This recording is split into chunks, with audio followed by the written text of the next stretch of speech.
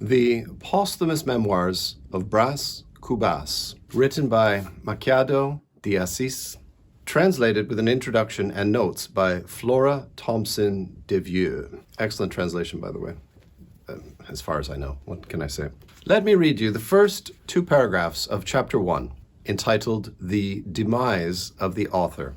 I debated for a time as to whether I ought to open these memoirs at the beginning or at the end. That is, if I would start out with my birth or with my death.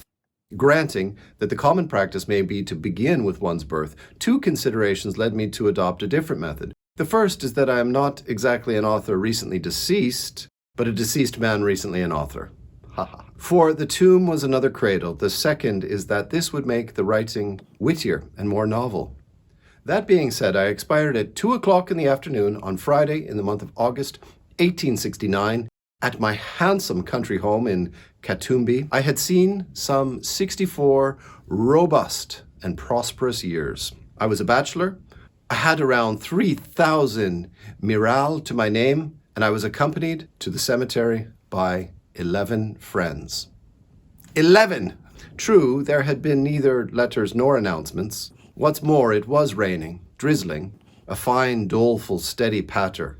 So there we have it. The author of these memoirs is himself the deceased Bras Cubas, who has this haughty tone as though he feels that he's really quite a grand, old, respectable man. The entire time that he's telling us about his life, we always feel that he's quite a nobleman, someone who's done something in life, someone who's won a place in society, someone who has achieved something. Surely he must have, or else why does he think so highly of himself? And so he begins the tale, a little bit mixed up kind of a way. Like he begins with his deathbed and how he's being visited by his lover, his one true love. But we can't speak about her just yet because it's too complicated. We'll get to her by and by. Oh, this is a mess. Let's start with the beginning. Let's start with my childhood where I was a young scamp. And he talks about his life as a child. For me, the book really began to get exciting when he falls in love with this girl.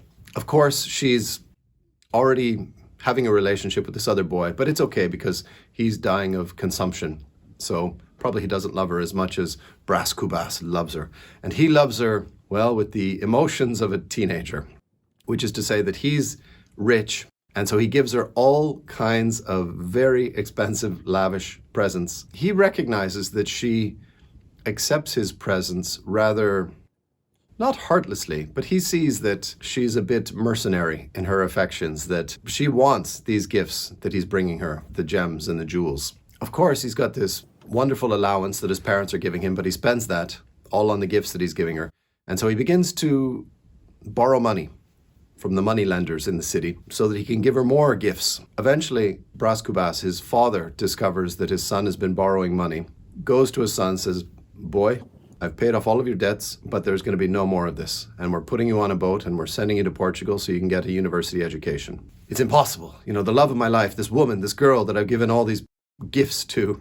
It's funny in the book because he does take an account of the prices of things. And in the notes in the back, they've been translated like the prices, how much it would be today. And it blows your mind, the expensive things he gave her. So he goes running to this secret girlfriend of his and he says, "Oh, you'll come to Portugal with me and we'll be together." She doesn't want to. She has a boyfriend anyway. But then he gives her like the most expensive gift. He gives her this hair comb that with these 3 huge diamonds in them. And she sees that and she goes, "Oh, I will go with you to Europe for that." So now that she's promised to go with him to Europe, he leaves. He's a happy teenager. And when he leaves her home, his father and his father's brother, his uncle, are waiting for him. They arrest him and they put him on a boat and they send him off to Europe. And that was where the book really got good for me. I think that was around page 65 or so. There's something about that foolishness, the rashness of youth in love. Always enjoyable to read that for me. And then the book takes on a peculiar tone that should start to set off some warning signals to the careful reader.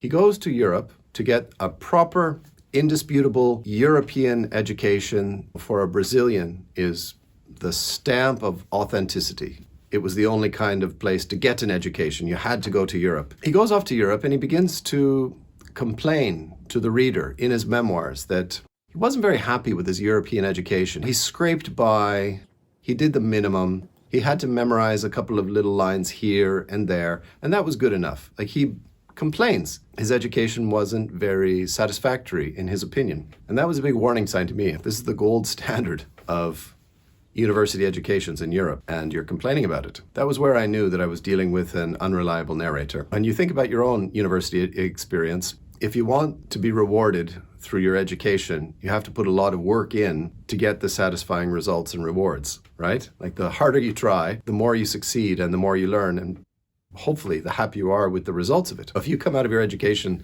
saying, yeah, what a waste of time that was, well, who wasted the time? Was it the teachers? Anyway, when he's finished with his university education, he's hanging around Europe. It isn't until he gets a letter saying, come home, your mother's dying. And at this point, he's somewhere in Italy. He goes home and he begins his Brazilian life again. And this is where the novel really becomes very interesting. I'm sorry for the people who don't like spoilers, but to really get into what I feel this novel is about, I have to give some concrete examples as to his behavior and his attitudes, okay? So go out, buy the book, read it, stop watching the video. I'm sorry. He goes back and realizes that, what should I do with my life? Well, probably I should get a wife, or I should go into the government. Those are the things I should do. And he hangs around and he hangs around thinking these thoughts about getting a wife and going into the government service, not making any effort. He meets a woman. She's attractive. He feels something for her, and his father tells him, he says, if you marry her, her father is in the government. So you marry her, you get a wife, and he'll get you into the government. 2 birds, young man.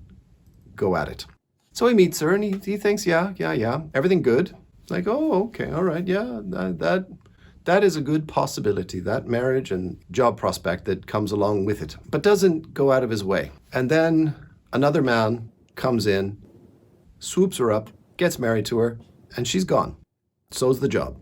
Then he decides he really, really loves her now that she's taken. Realizes that this is the love.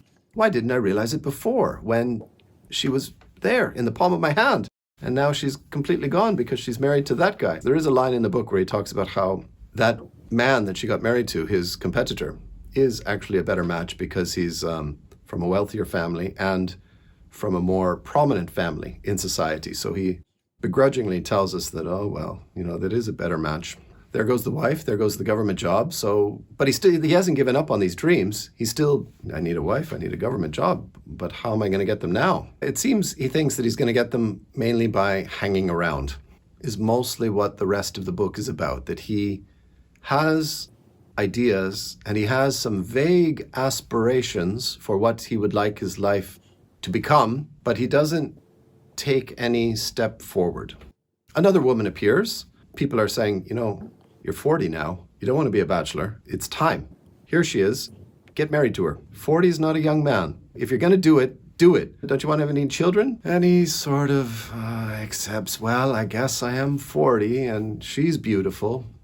And maybe she's 17. Well, I won't give it away, but something happens where it doesn't work out.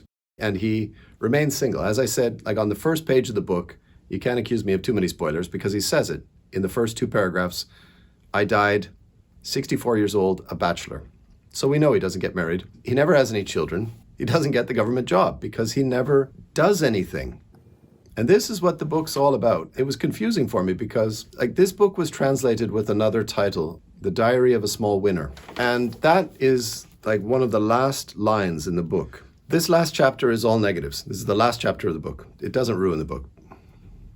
Maybe it does. I didn't attain fame with my plaster. Oh, I forgot to talk about the plaster. I'll tell you about that in a minute.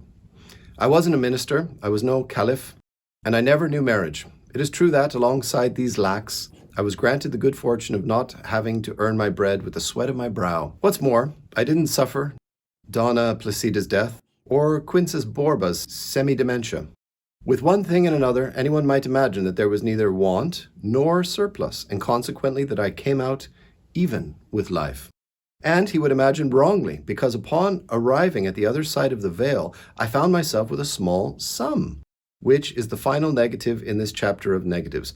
I had no children. I did not bequeath to any creature the legacy of our misery. Now, I've watched some videos, some other YouTubers, and you do need to watch these videos with a grain of salt. Like, how much do I know? How much does that guy know? Are we professors in Brazilian literature, or are we just people who may have read a lot of books and have opinions that may or may not be accurate?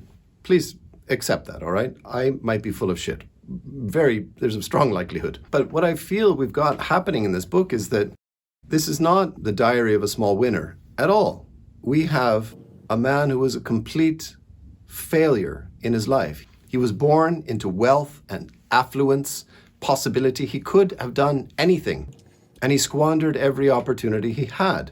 From the beginning, he fell in love with a girl who was already taken, would have bankrupted his wealthy family, giving her a bunch of gifts, which she received quite, I don't want to say prostitution, but it's very near. He went to Europe. He had the chance to get an education and to really come away from Europe to be filled with wisdom, to go back to Brazil to really build society.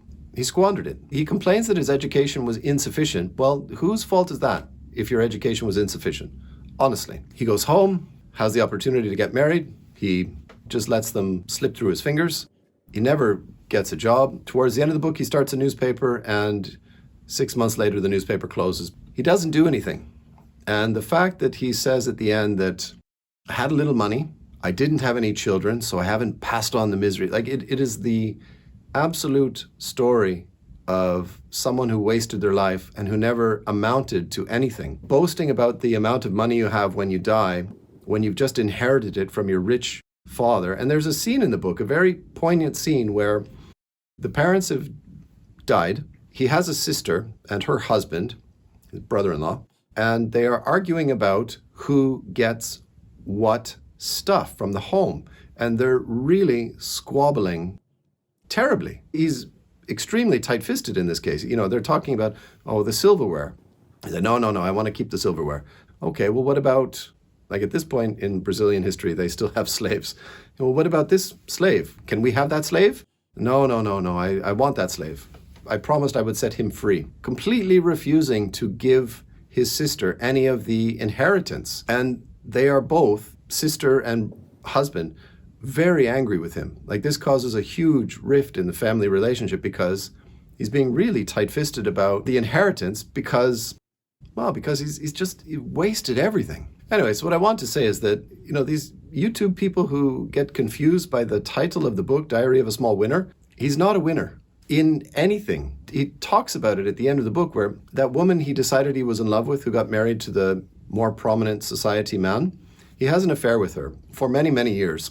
And this is a big spoiler here. She comes to him one day and she says, I'm pregnant and it's yours. And this pleases him. Like, I'm going to have a son. It makes him happy because he will have a son, or a child, I should say, but he won't have to take care of it. Like, he won't have to be a father. I've passed on, that weird passing on of the blood to the next generation. I can avoid all of my responsibilities as a father to this child. Interestingly, that she already has a son, and every time her son with her husband makes an appearance, he always talks about how he dislikes her son very much. Like, in fact, I think he says he hates her son. He's never happy to see the son. Well, of course not, because it reminds him of the other man's more successful life. So the thing about the plaster is that where the book starts off is because he talks about how he died. And it's really a shame that he died just there at 64, because just before he died, he had this idea for a plaster. Now, this was confusing for me because plaster in British English is what we call here in North America a good old Band-Aid. England, they call it a plaster. Plaster Band-Aid. And that's what I thought they were talking about. It was one of those, funny differences of British American English. In some of the notes that I was reading, the plaster here is, I guess, more what we would call a poultice, where you would blend apple vinegar and mustard and chicken shit, and you'd rub it on somebody's chest when they were dying of pneumonia, suck out the toxins and make them sweat out the toxins. That kind of poultice, right? That's the word. And I think that's here what he's talking about when he says plaster. It's confusing. I don't know if it's a Band-Aid or a poultice, because the word plaster is somewhat ambivalent here. Regardless, he thinks that if he can invent that plaster, he could put his name on it, and that will be the thing that gives him the great posterity that he's really in search of. But he dies. Gosh, it's a shame he died just then without inventing that plaster. And that, at the beginning of the novel, it tells us everything about this character. He had ambitions, the way we all have ideas and ambitions for our life, and just didn't do it because, well, laziness, idleness, distraction, or procrastination, probably. Yeah, I'll get an exercise program and I'll start next week. Grant, it's only Tuesday. You could start today. I'll start next week. We can waste our lives very easily, shockingly easily. You hit 22 and it's just a downhill roller coaster.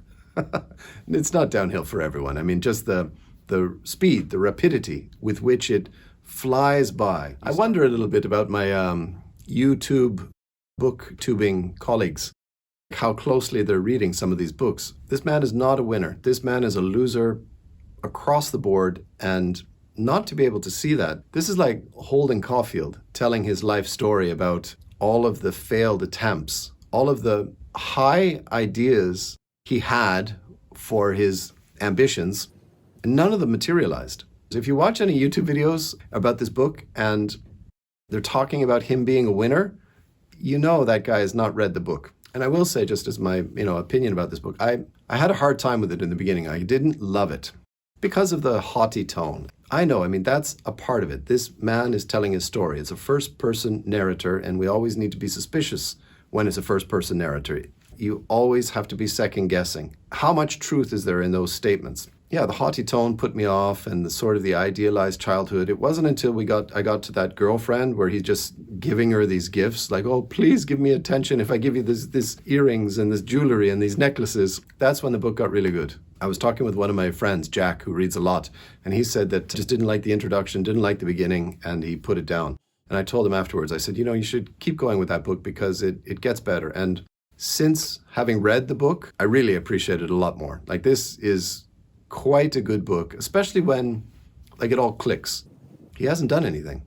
He's wasted his life. He thinks he's this great, prominent man, but he's done nothing. He's really done jack shit with his life. It's a tragedy. And the fact that he dies thinking that he's a winner, that's the ultimate tragedy right there, is that he never truthfully looked at himself and appreciated the fact that you fucked it, man. You didn't do anything. You didn't make any difference in this world. You came into the world, you squandered a lot of money and opportunity, and you're gone now. Better luck next time. Quite an enjoyable book. I'm sorry about those spoilers, but I have to do it. Let me read something. The reader may be taken aback by the frankness with which I expose and emphasize my own mediocrity. He should recall that frankness is the primary virtue of a late man. In life, the gaze of public opinion, the clash of interests, the struggle between rival greeds oblige us to hide our old rags, to disguise splits and stitches, to not extend to the world that which we reveal to our conscience. And the best of this obligation is when, by dint of deluding others, a man deludes himself. Because in this case, he is spared humiliation, which is a painful sensation, and hypocrisy, which is a ghastly vice. But in death, what a difference. What an unburdening. What freedom. How we can shake off our cloaks, toss our spangles into the gutter, unbutton ourselves, unpaint ourselves, unadorn ourselves. Confess plainly what we were and what we failed to be. Because, after all, there are no more neighbors, nor friends, nor enemies, nor acquaintances, nor strangers. There is no audience. The gaze of opinion, that piercing judicial gaze, loses all its power as soon as we set foot in the territory of death. This is not to say that it doesn't reach this far, examining and judging us, but it is we who have no compunctions about the examination or the judgment. My good living sirs and madams, there is nothing so incommensurable as the disdain of the deceased. Is he telling us the truth? Does he really see himself as he is? Does he take full measure of himself, or is he carried away with his own love of his existence? We have to love our existence. I mean, it's what keeps us alive. our own sense of, it's a modern phrase and I hate to use it, but main character syndrome. We are the main characters in the telling of our lives. We have to be. And it can be surprising to really imagine that other people are the main characters, not oneself. I guess we do get carried away with our ego at a very young age because that's the primary thing. I need to make money. I need to get on with my life. I need to achieve. I need to accomplish. Me. It's very hard to draw the line between self-preservation and selfishness. You have to make money to survive. However, if you have so much that you could share or that you could better society, well, why don't you selfish bastard? What good is all your money doing sitting in the bank? Just so you can sit there gloating over it. And having said that, now comes the book lottery, where you can support me. If you support the channel on Patreon, $5 a month, 5 Canadian dollars, all right? Little, 60 Canadian dollars a year. You'll get access to my weekly blog, which is excellent and personal and tells you about the books that I'm reading, tells you about the videos that I'm making, gives you my opinion about everything that's happening. All of the old posts are there, like 3-4 years of Patreon posts are there for you to read if you wish to do so. Photos, early access to the videos, and this. I'm going to pull out a name. The person whose name I pull is going to win this very book I will mail to you. It's a hard one to find. I was very lucky to find a copy of this one. My 2 magazines, The Friend from Budapest #1, The Friend from Budapest #2. This is my writing, 3 short stories and a couple of poems. 3 short stories and a couple of poems as well over here. It's good stuff. It's kind of a fun souvenir from my YouTube channel, right? If you enjoy the videos, maybe it would be fun to have this at home. This is very limited edition. I only printed 25 copies of this, and I've already mailed 4. So that means there's 21 left. Support me on Patreon, and eventually you'll get one of these, hopefully sooner rather than later. Who is going to get the Posthumous Memoirs of Cubas? Michael. Michael is dedicated to literature and to his newborn daughter. Congratulations, Michael. Thank you very much for supporting the channel. I'm happy that you won this one.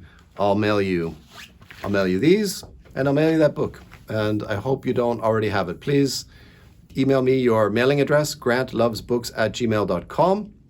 All one word, all lowercase.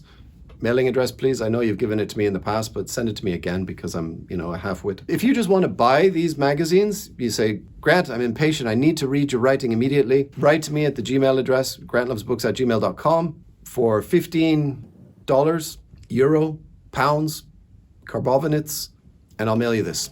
I think if you enjoy watching the videos, it's nice to have a little something, right? It's like when you go on holiday and you steal a spoon from the hotel. Every time you use the spoon, you're like, yeah, I got that spoon in Hiroshima. Awesome, that's my Hiroshima spoon, which I stole, which my wife gets very angry about. Grant, don't steal the spoons. I'll steal the spoons. If you don't have money, like and subscribe. That's good enough. But anyway, thanks for the support on the channel and watching the video all the way to the end. I know I ramble away awfully, but I can't help myself. That's what happens when you get old. Thanks for watching. Take care.